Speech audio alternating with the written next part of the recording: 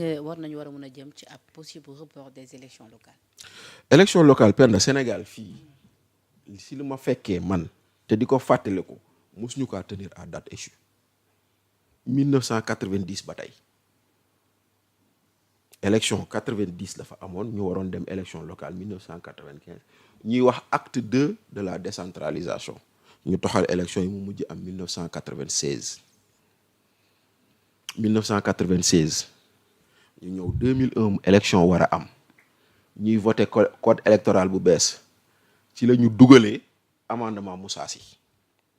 est-ce que yaa ngi fàttale ko amendement Moussa Sy amendement boobu lañ jël dugal ko tas toutes les mairies yu nekkoon Sénégal teg fa ay délégation spéciale ci amendement Moussa Sy la woon donc élection yi waroon am 2001 mujjul am 2001 2002 la am 2002 ba mu amee ñu war a dem élection 2007 mujjul am ba 2009 parce que chaque fois ñu ngi pousse élection bi di ko pousse ba 2009 2014 bii toxal nañ élection yi ndaxte mars la waroon am ñu mujj kaa toxal je crois ba novembre ci 2014 bi 2019 la ñu waroon dem élection mujjul am lu dul 2022 kon élection locale à date échue man gëj naa ko gis Sénégal mais nag ce n'est pas parce que day am que c'est normal te bu naree am report nañu ko waxtaane entre les acteurs politiques ba d'accord ci report bi mais à la vérité penda mooy personne n'est prêt. parce que kay pare nañ gisoon ñu mobilisé ci week-end bi mooy yow meeting yi mais Ousmane Sonko mu ngi wër di jaay carte nu ko xam ma kan moo ne temps yi baana la day jaay carte mais personne n'est prêt mu ngi jar waaw d'accord personne n'est prêt. loolu tamit du sondage carte yi di jar non ce n'est pas un sondage. xam nga parce que ñoom jaayam carte gi. waaw mun nañ ki nat seen bopp. xam nga lu tax ce n'est pas un sondage. Penda da ngay dellu ci histoire. 2012 kii Abdou Nguer di wooyee Maam Ñankatang. kan lay wooyee Maam Ñankatang. Aïda Mbodj nee na soos bu ñëw mu ànd ak moom. man ay mbir Aïda moom. waaw kii Abdou Nguer di wooyee Maam Ñankatang. Aïda dañoo am jaar bàyyi ma rek ma maandu ci ay. waaw man nag sama yaay la nag mais bon Abdou Nguer a wax dama sama yaay la man je la respecte trop mais 2012 Aïda Mbodj ba muy woote ma carte ma caution. nee na jigéen ñi ñooy fayal Ablaye Wade caution dajale woon na ay millions de personnes et des millions de cartes am na wala amul 2012 boobu ba waa PDS wootee meeting fii ci VDN bi ñaata nit la ñu waxoon ñoo fa daje 3 millions de personnes am na wala amul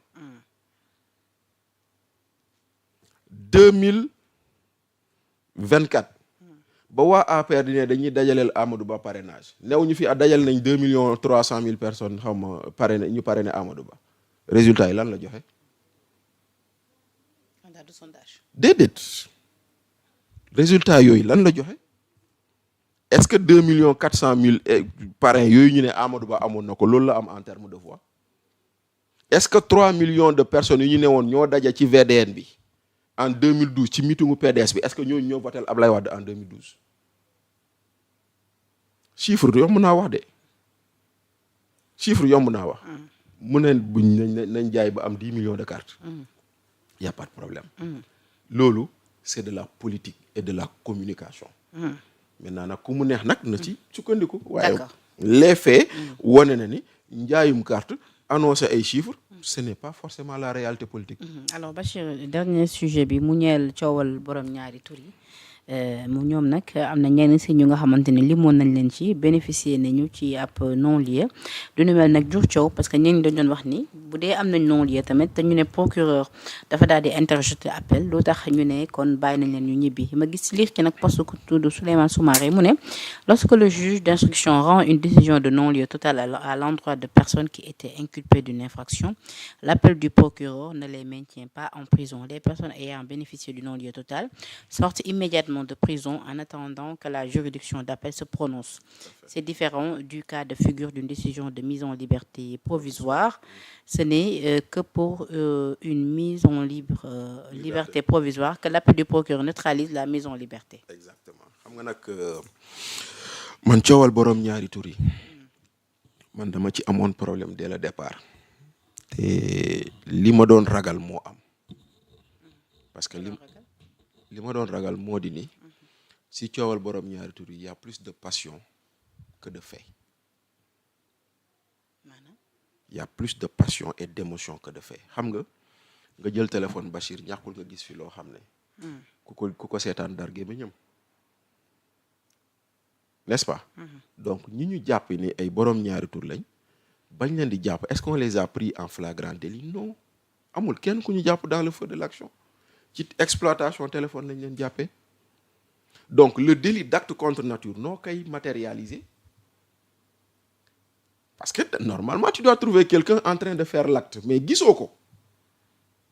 xanaa nga lire message ku la naan waaw la soirée a été belle nga koy wax góor ñu ne kon yéen ñaar ay góor jigéen ngeen mais non donc man loolu moo njëkk a nekk sans problème en me disant que le délit bu ñu leen di toppee gisuma fan la amee néew ma defu et je ne les défends pas non plus loolay benn ñaareel bi nga toppee leen transmission volontaire du VIH mais transmission volontaire du VIH ça suppose que man Bachir dama amee doomu jàngoro ji ma seeti nit wàllu ko ci tayeef mais kan moo mun a prouver ni diw moo wàll diw wala diw moo wàll diw c'est compliqué à matérialiser après nga toppee leen association de malfaiteurs association de malfaiteurs nu ñu ko définir mooy un regroupement de personnes en vue de commettre un acte délictuel ou un acte criminel noonu lañ ko définir mais fii lan moo la woon ni ñii dañoo daje pour def dara moo tax man j'avais des problèmes en me disant que boo deful ndànk ñii mën nañoo dem juge bàyyi leen wala ñu dem ba ca àtte ba ñu relaxer leen te ñii ñu bàyyi loolu la wane absence d'indice ou de preuve buy wane ni takk nañ si maintenant ñii di yuuxu c'est bien ce que Maître Souleymane Soumaré a fait man j'apprécie quand des hommes de l'art expliquent parce que non-lieu loolu moo ko wuutelee ak liberté provisoire bu ñu la tëjee nga am non-lieu le juge quand il dit je décerne un non-lieu tu sors automatiquement même si le procureur fait appel dañ koy vérifier bu ñu demee ba appel bi ñu ne le procureur a raison dañ lay jëli dugalaat la ci kaso bi. ok kon fu mu ne nii procureur ni mu interjeté appel bu ñu ko vérifier ba pare dañ leen di jëli ja dugal leen. bu ñu leen vérifier parce que léegi dañuy jël dossier bi yóbbu ko chambre d'accusation mais bu chambre d'accusation jàppee ni juge bi lu mu àtte du yoon kon procureur moo am dëgg on les maintient en prison on les fait retourner en prison mais bu fekkente ne loolu donc non-lieu ñoom génn nañ ci procédure bi parce que non-lieu foofu la wutale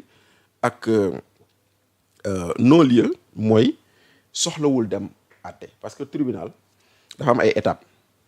mën nañ la plainte nga ñëw ci procureur le procureur classe sans suite mooy maanaam lii jaru sax ma ciy sori je classe sans suite demal ñibbi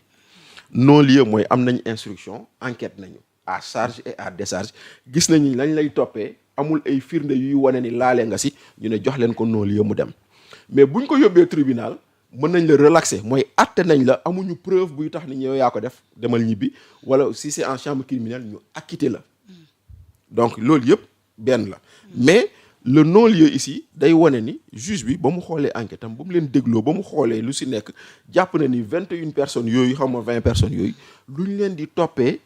laalewuñu si takkuñu si kon ñooñu dañuy dem maintenant procureur def na appel bu procureur defee appel c'est-à-dire que ñu limoon yëpp ci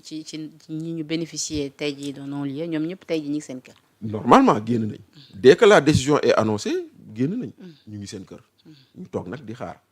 maintenant nag léegi si on amène le dossier à la chambre d'accusation a un délai je pense de 1 mois xaw ma de 2 mois pour mu xool affaire bi dossier bi bu xoolee dossier bi gis ni juge bi lu mu def baax na mën na ne waaw. léegi ñeneen ñi nga xamante ni dañu wàññi woon charge yi nga xamante ni tegoon nañ ko seen kaw les Pape Cheikh et autres ñoom fu mu ne nii amaguñu woon ab non-lieu léegi seen déedéet ñoom dañoo am non-lieu partiel parce que ñoom non-lieu partiel lañu am pour wax ñu ne non-lieu partiel am na ñoo xam ne dañ leen doon toppee benn ñaar ñeent tuuma fii association de malfaiteurs fii transmission volontaire fii acte contre nature fii leneen maintenant mën nañ jàpp ni xëy na transmission volontaire bi amuñu ci firnde ñu jox ko non-lieu mais acte contre nature bi am nañ ci firnde ñu ne yóbbu leen ko ñu àtte moo tax ñenn ñi ay non-lieu partiel lañu am kon xëy na boo leen toppee woon juróomi tuuma wala juróom benn tuuma ca àtte bi xëy na ci ñaari tuuma lay doon wala ci benn tuuma lay doon loolu moo tax ñoom il reste en prison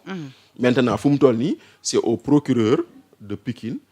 d'organiser leur procès léegi est-ce à dire tamit que maanaam ci ñu doon toppee wàllub ñaari tur yi yoon dani nekkuñu borom ñaari tur wala ñoom déedéet yoon waxul loolu yoon dane amul preuve ni ay borom ñaari tur lañ waaye weddilu leen amul ñu preuve ni ay borom ñaari tur lañ waaye kenn weddilu leen parce que fu mu toll nii le problème mooy